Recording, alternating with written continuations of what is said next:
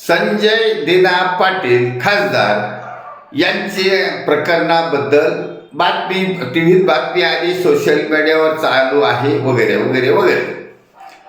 म्हणून सैनिक समाज पार्टीच्या व्यासपीठावर ते प्रकरण घेतलं आणि त्याच्याबद्दलचा व्हिडिओ बनवत आहे. आता त्यांच्या कृतीमुळे त्यांनी जो पत्रकारांना जीवे मारण्याची धमकी दिली, मारण्याची धमकी दिली वगैरे वगैरे, त्याचं प्रकरण विरोधकांनी थेट वरिष्ठ पोलिसांना पाठवू असं काहीतरी बातमीमध्ये ऐकलं आणि नंतर ते उपमुख्यमंत्री एकनाथ शिंदे यांच्याकडे गेलं.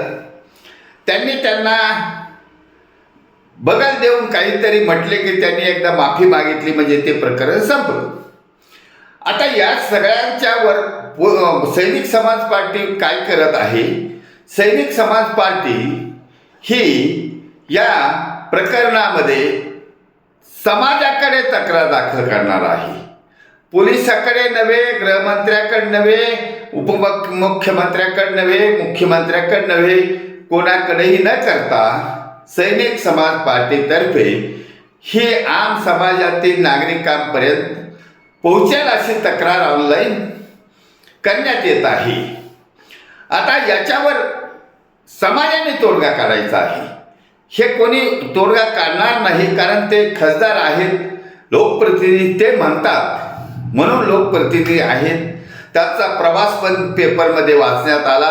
आधी राष्ट्रवादीत होते, नंतर उबाठा गटात शिवसेनेत गेले, नंतर आता ते शिंदे गटाच्या पायवाटेने चालू लागले आहेत वगैरे. त्याच्यावर सैनिक समाज पार्टीला काही घेणं देणं नाही.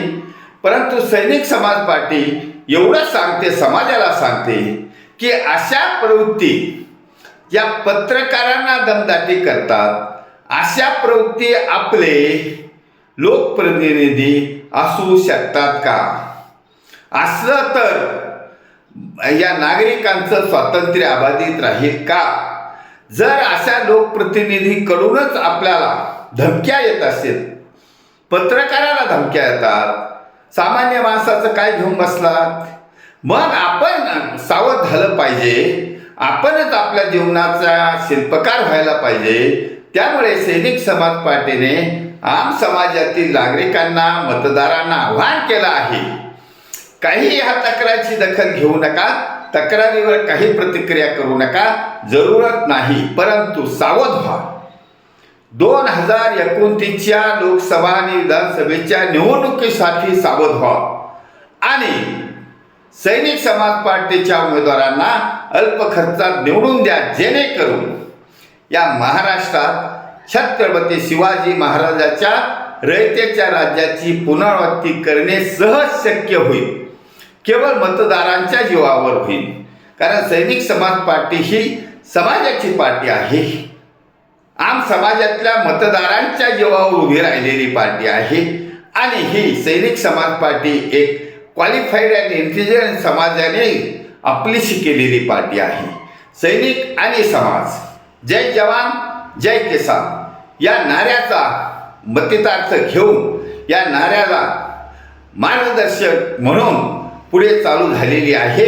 त्यामुळे आम समाजातील नागरिकांनो, या सैनिक समाज पार्टीच्या माध्यमातून तुमच्याकडे जी तक्रार दाखल केली आहे ती संपूर्ण महाराष्ट्रातील जनतेने अंगीकृत करावी, स्वीकारावी, चिंतन मंथन करावं आणि 2029च्या निवडणुकीसाठी त्याचा योग्य वापर करावा ही नम्र विनंती. भारत वर्ष की जय, छत्रपती शिवाजी महाराज की जय.